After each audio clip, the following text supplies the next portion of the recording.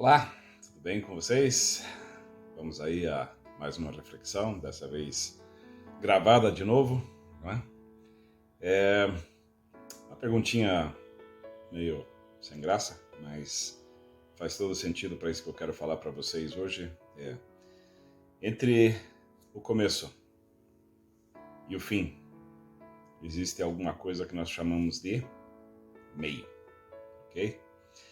E como seres humanos, nós somos criados e somos limitados ao espaço e ao tempo. Esses dois, eles sempre andam juntos. Não tem como você separar espaço de tempo, né? Fisicamente, nós só podemos estar num local por vez. E é lógico que agora, nesse instante aí, eu estou aqui, né? E você está aí me assistindo, mas eu continuo aqui.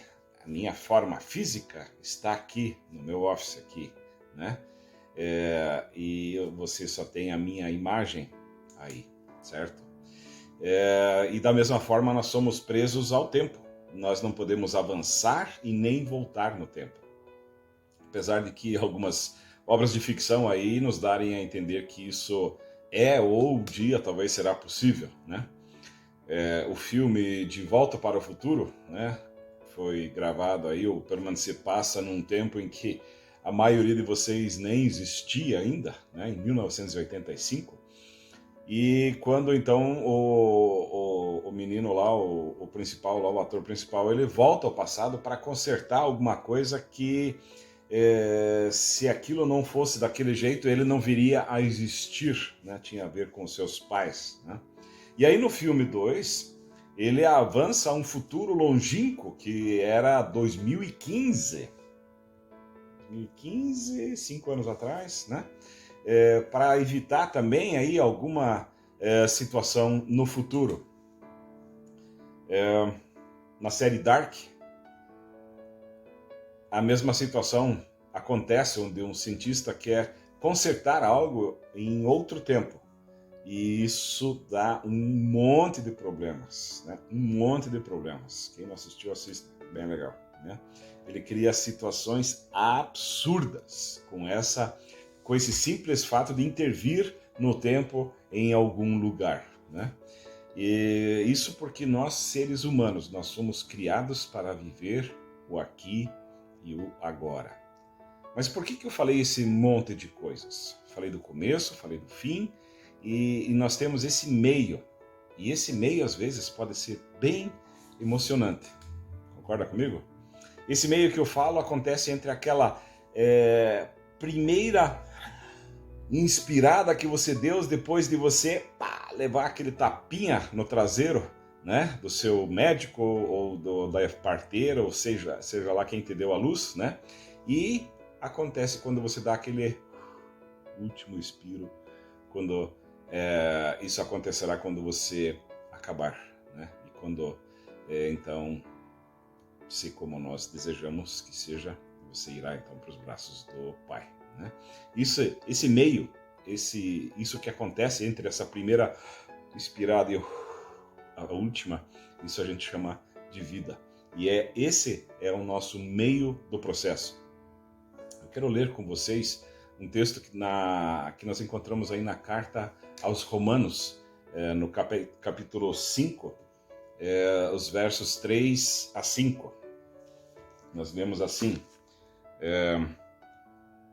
continuamos a expressar nosso louvor, mesmo que estejamos cheios de problemas, porque sabemos que os problemas podem desenvolver em nós paciência, e como a paciência, por sua vez, forja o aço temperado da virtude, mantendo-nos atentos quanto ao que Deus pretende fazer.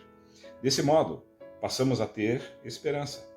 Com essa expectativa, jamais nos sentiremos enganados.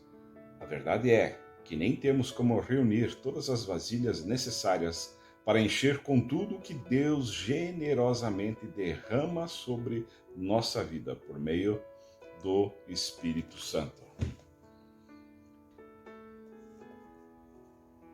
É um texto interessante, né? E nos leva aí a entender que nesse meio do processo, entre o começo e o fim, Deus está conosco. Deus está nos sustentando, Deus está cuidando de nós. A questão é que o meio do processo às vezes pode ser complicado.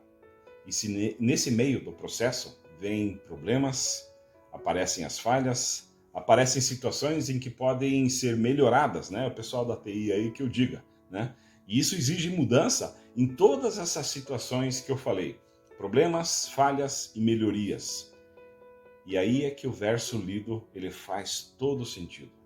Mesmo que estejamos cheios de problemas, porque sabemos que os problemas podem desenvolver em nós paciência, e como a paciência, por sua vez, forja o aço temperado da virtude, mantendo-nos atentos quanto ao que Deus pretende fazer. Você aí, o churrasqueiro, você quer sempre uma faca bem afiada, né? Aquela que você passa na carne e ela, então, corta com aquela maravilha. Você passa no tomate, né? Você que faz a tua saladinha e ela corta, que é uma maravilha, né? Mas a gente não se atenta ao processo que acontece quando fazemos essa faca, quando ela é fabricada, né?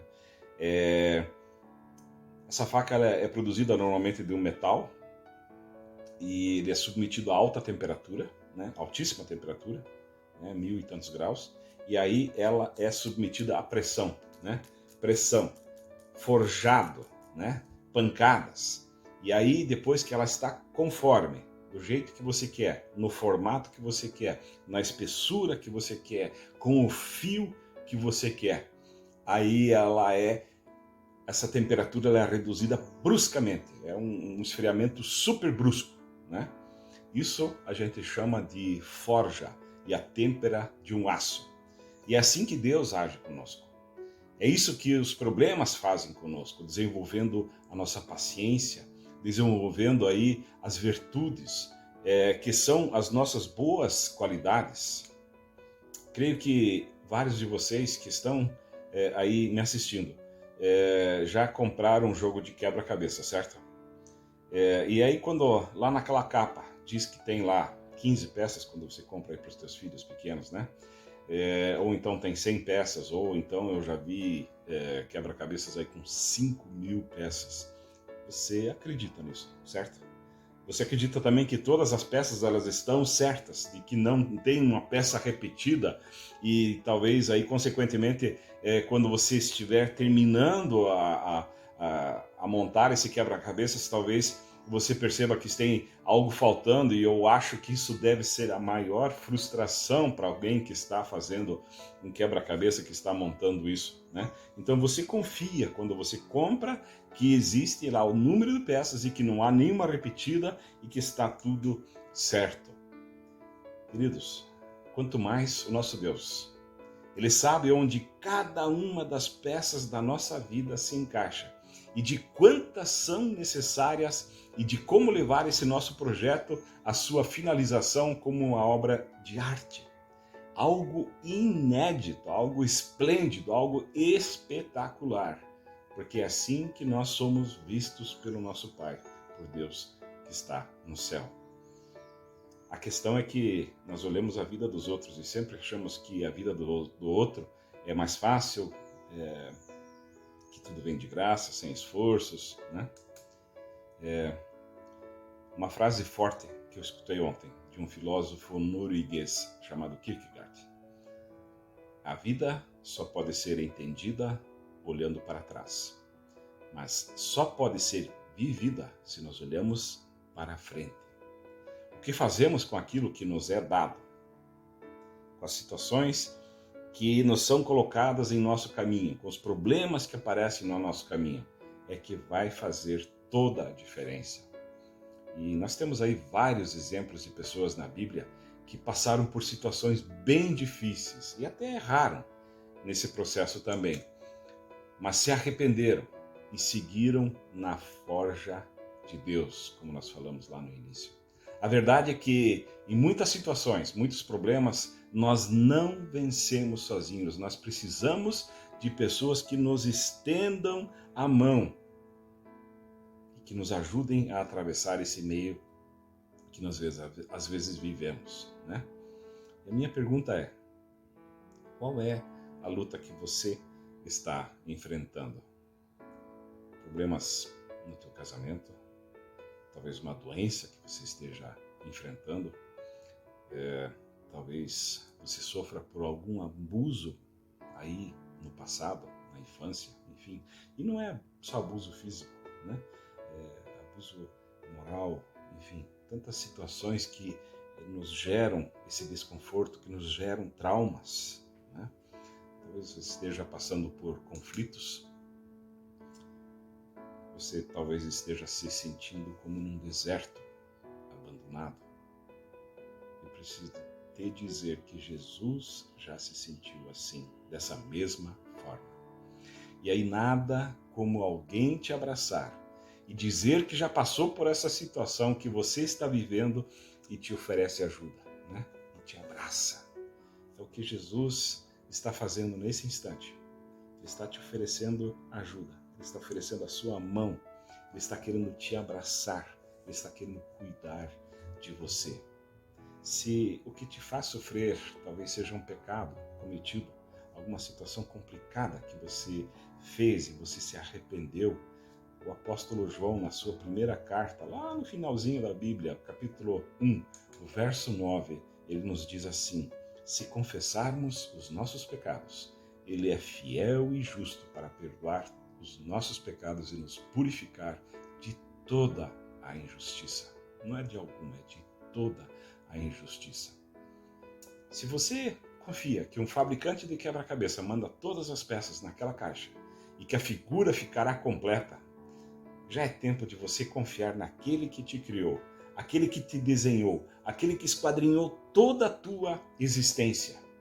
Nenhuma das etapas da tua vida ela é surpresa para Deus. Nenhuma das sessões do meio em que você está vivendo ela é desconhecida para Deus. Ele não te abandona no meio do caminho. E Deus afirma sobre si mesmo.